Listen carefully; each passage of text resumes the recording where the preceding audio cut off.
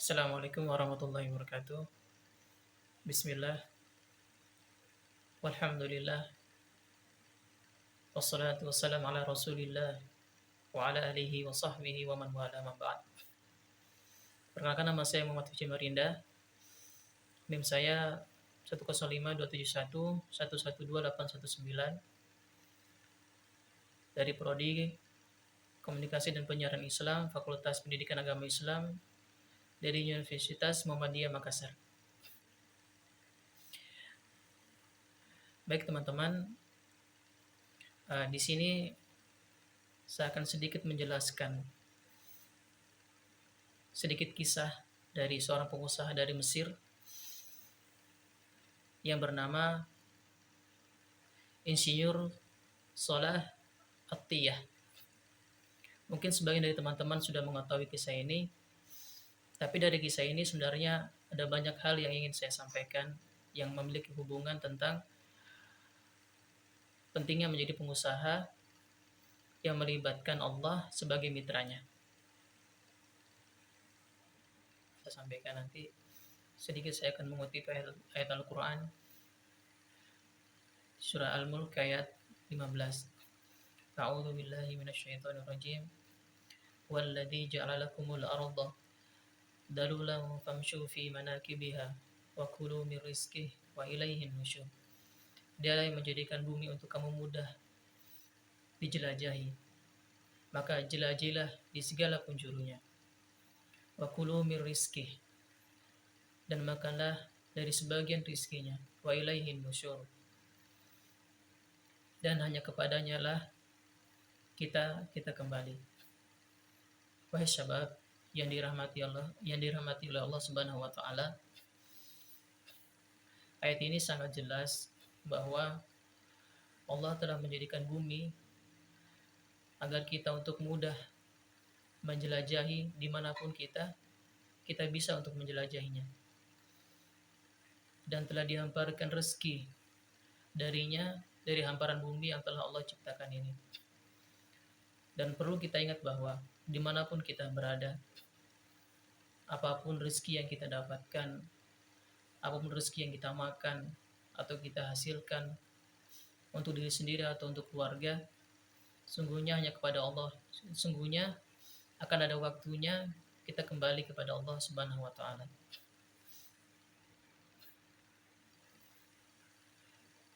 Kemudian di ayat berikutnya, yang ayat ini berkaitan juga tentang materi yang akan saya jelaskan, yaitu surah Al-Imran ayat 159.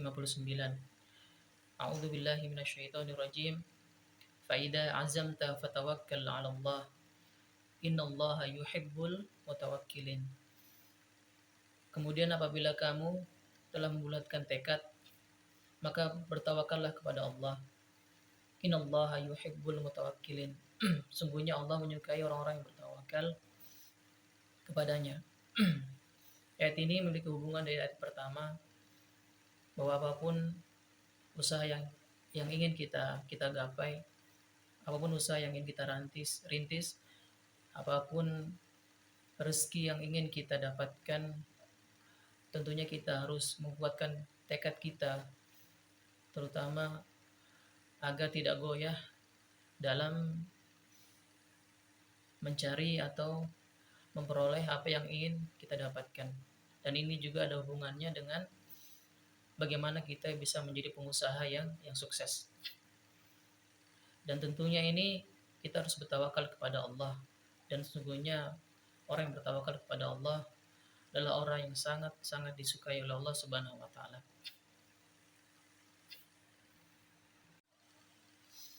Itu tadi sedikit penyampaian tentang ayat-ayat yang berhubungan tentang materi yang akan saya sampaikan. Mungkin bisa langsung saja untuk menghemat waktu, yaitu lanjut ke kisahnya. Yang telah tadi saya singgung, yaitu ada seorang tokoh atau pengusaha dari Mesir yang bernama Insinyur Salah At-Tiyah. Beliau dahulu pernah ikut berperang ketika Mesir berperang dengan Israel, yaitu pada tahun 1973, dan kemudian 1974 beliau keluar dari kemiliteran. Setelah perang, antara dua negara tersebut yang kemudian alhamdulillah dimenangkan oleh Israel, yang kemudian direbutlah kembali yaitu di Sinai oleh Mesir. Setelah beliau keluar dari kemiliteran, beliau berpikir dengan gelar yang saat ini beliau dapatkan, yang mana beliau dari Mesir ya, yang mana beliau dari lulusan Al Azhar, Fakultas Pertanian, insinyur peternakan ya, insinyur Fakultas Pertanian, namun beliau memiliki basic di peternakan. Beliau berpikir dengan gelar yang saat ini beliau dapatkan, kira-kira apa yang beliau ingin lakukan gitu. Jadi akhirnya beliau mendapatkan ide bersama dengan teman-temannya 9 orang, dengan beliau 9 orang, beliau bersepakat membuat suatu usaha, yaitu usaha peternakan unggas. Ya, alhamdulillah dari rekan-rekannya beliau 9 orang tersebut atau 8 orang tersebut, 9 dengan beliau, sama-sama lulusan dari kampus yang sama dan fakultas yang sama. Beliau bersepakat mencari modal, yaitu modalnya sekitar 2000 pon Mesir pada waktu itu. Dan mereka 9 orang ini bukanlah orang di kalangan orang-orang kaya. Jadi mereka 9 orang ini terpaksa harus mencari ekstra bagaimana mereka bisa mendapatkan modal tersebut yang pada waktu itu buat mereka sangat besar. Akhirnya ada di antara mereka yang menjual tanah atau menjual perhiasan dari istrinya. Akhirnya dan mereka berpikir pun kayaknya 9 orang ini masih kurang. Jadi mereka menginginkan 1 orang lagi. Akhirnya mereka 9 orang sepakat menambah 1 orang lagi, yaitu menjadi 10 orang. Yang dimana kalau dihitung-hitung bisa dibagi per orang 200 pon dari 2000 pon tersebut. Akhirnya mereka sepakat untuk mencari 1 orang tersebut. Dengan berjalannya waktu, mereka pun sulit menemukan 1 orang tersebut. Akhirnya dari inisiatif insinyur Solah Altiyah tadi mendapatkan sebuah ide bahwa dia mengatakan kepada teman-temannya bagaimana seandainya kalau 10 orang dari bagaimana kalau mitra ke-10 tersebut adalah Allah Subhanahu wa taala. Terus mereka bertanya dengan alasan apa gitu. Dan beliau menjawab bahwa kita jadikan keuntungan itu untuk Allah. Maksudnya yaitu untuk sedekah atau untuk hal-hal yang berbau positif pada masyarakat di sekitar desa tersebut atau masyarakat di desa tersebut. Akhirnya mereka itu 9 orang tersebut sepakat. Jadi keuntungan 10% itu untuk mitra yang ke-10, yaitu untuk Allah Subhanahu wa taala, atau untuk jalan Allah Subhanahu wa taala. Akhirnya mereka pun datang ke notaris. Ya sebenarnya di Mesir tidak ada notaris ya. Atau di sana itu ada departemen pemerintah yang mirip sekali seperti notaris. Akhirnya mereka 9 orang ke sana, mereka menulis nama mereka sesuai dengan 1 sampai 9, tadinya yang 10 itu tadi yaitu Allah Subhanahu wa taala. Mereka juga tulis di notaris tersebut yang 10 itu adalah Allah Subhanahu wa taala tapi dengan nama Asyarikul A'zam. Mereka menamai mitra yang ke-10 itu dengan nama Al-Syarikul A'zam. Akhirnya dengan berjalannya waktu, dengan keuntungan 10% tadi untuk mitra yang ke-10 atau untuk sedekah dari usahanya, alhamdulillah keuntungan yang mereka dapatkan itu sangat-sangat besar, sangat-sangat banyak yang mereka tidak duga sebelumnya. Padahal membangun usaha tersebut bukan dari modal yang cukup besar sebenarnya. Bahkan untuk bisnis peternakan unggas bukanlah bisnis yang memiliki keuntungan yang banyak. Bahkan mereka berbisnis di sebuah desa yang sangat-sangat kecil, minim infrastruktur dan jauh dari perkotaan. Tapi alhamdulillah dengan izin Allah, dengan niat mereka yang sudah bagus dari awal, akhirnya usaha mereka berkembang dengan pesat. Akhirnya dari awalnya 10% untuk mitra ke-10, mereka naikkan 20 sampai 50%. Sebelumnya, dari keuntungan 10 itu mereka sudah banyak sekali membangun sekolah-sekolah dari tingkat SD, SMP hingga tingkat SMA, yaitu yang dinamakan SD Al-Azhar, SMP Al-Azhar, atau SMA Al-Azhar. Kemudian dengan berjalannya waktu, Dan alhamdulillah juga, maaf sebelumnya, sekolah itu gratis ya, sekolah itu gratis, digratiskan untuk semua yang sekolah di situ, dan itu untuk putra dan untuk putri. Dibangunkan juga asrama-asrama untuk masing-masingnya. Kemudian dengan berjalannya waktu juga mereka membangun suatu universitas di desa tersebut, yang pada awalnya sebenarnya tidak disetujui karena minim infrastruktur. Karena kenapa? Kalau seandainya membangun universitas di situ, otomatis harus ada akses ke sana. Jadi pada akhirnya dengan luar biasanya mereka, ya dengan luar biasanya mereka membangun akses juga ke sana, yaitu dengan membangun sebuah kereta api, yang alhamdulillah kereta api tersebut dibangun dari usaha tersebut dan memiliki akses yang gratis untuk semua mahasiswa yang ingin kuliah di universitas tersebut. Universitas tersebut adalah universitas cabang dari Al-Azhar yang memiliki 4 fakultas. Dengan berjalannya waktu, alhamdulillah dibangunlah kampus tersebut dengan semua fasilitasnya.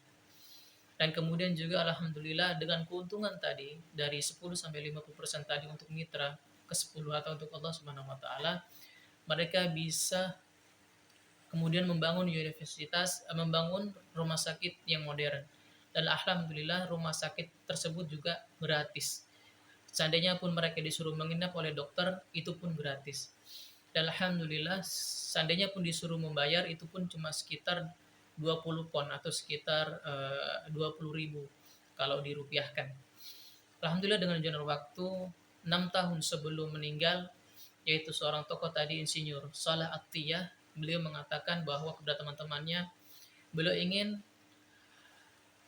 keuntungan untuk mitra bukan lagi 50%, yaitu 100%. Jadi beliau itu tidak mendapatkan apa-apa dari usaha tersebut.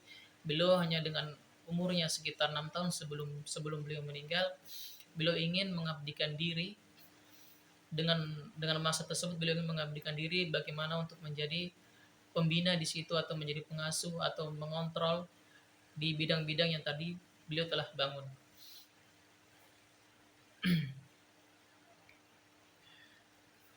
Alhamdulillah teman-teman, mungkin dari sini kita bisa mengambil ibrah bahwa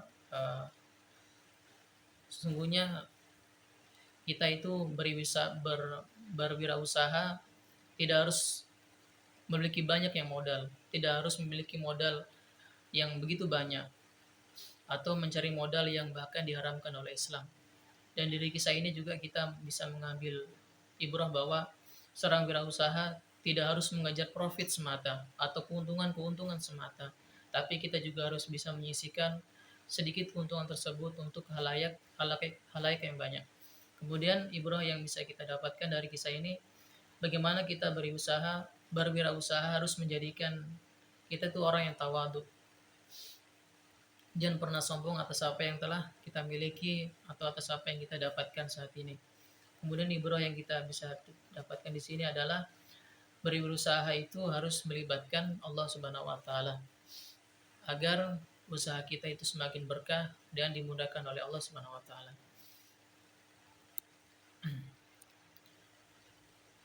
Kemudian dengan kisah yang tadi telah saya sampaikan bahwa atau sedikit tadi saya ceritakan, sesungguhnya usaha apa sih yang kira-kira yang menurut saya yang bisa direkomendasikan kepada teman-teman semua? Ya mungkin teman-teman bisa uh, berusaha seperti beliau, yaitu seperti peternakan, karena peternakan itu banyak, ada peternakan sapi, peternakan kambing, peternakan domba, peternakan ayam, dan masing-masing hewan tersebut memiliki manfaatnya masing-masing. Misalnya kalau ayam juga banyak, bukan hanya dari segi daging, mungkin juga bisa telur dan segala macam. Dan sesungguhnya bisnis dari segi peternakan juga pernah dicontohkan oleh sahabat Nabi SAW, yaitu Abdurrahman bin Auf. Beliau dulu pernah berbisnis dengan menjual unta. Dan alhamdulillah yang luar biasanya mirip dengan kisah ini, Abdurrahman bin Auf berbisnis dengan unta, yaitu tidak mencari keuntungan dari jual beli unta tersebut. Namun beliau mencari keuntungannya dengan menjual sebuah tali untuk mengikat unta tersebut kepada masyarakat. Yaitu pada sebelumnya beliau mencari pasar, di mana pasar kira-kira yang dibutuhkan atau kebutuhan apa yang dicari oleh pasar. Alhamdulillah beliau akhirnya jual beli unta. Dengan unta tersebut beliau tidak mencari keuntungannya, tapi mencari keuntungan dengan menjual tali, ya, menjual tali untuk mengikat tadi itu hewan untanya. Dari situlah dengan izin Allah malah beliau menjadi pengusaha unta yang sangat terkenal, sangat sukses dan kaya raya.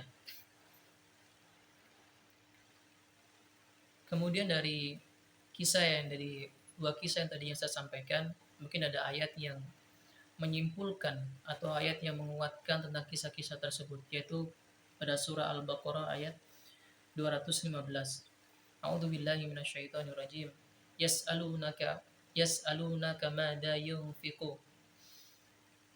Qul ma anfaqu min khairin falil walidaini wal aqrabin wal yatama wal masakini wa banis sabil. Wa ma taf'alu min khairin fa innallaha bihi alim. Yas'alunaka mada yunfiqu. Mereka bertanya kepadamu tentang apa yang harus mereka infakkan. Qul ma anfaqu min khair. Maka katakanlah harta apa saja yang kamu infakkan falil falil walidaini wal aqrabin wal yatama wal masakin. Hendaknya diperuntukkan bagi kedua orang tua, kerabat, anak-anak, kerabat, anak yatim, orang miskin, wabanis sabil, dan orang-orang dalam perjalanan dan membutuhkan pertolongan. Fama taf'alu min khairin fa innallaha bihi alim. Kebaikan apa saja yang kamu kerjakan, sesungguhnya Allah Maha mengetahuinya. Dari ayat ini sangat jelas bahwa menjadi pengusaha bukan hanya untuk mengejar profit, tapi juga bagaimana dengan keuntungan yang kita miliki, kita gunakan untuk hal-hal yang bermanfaat, terutama untuk orang banyak. Kurang lebihnya saya mohon maaf. Mungkin sampai di sini kurang lebihnya saya mohon maaf. Wassalamualaikum warahmatullahi wabarakatuh.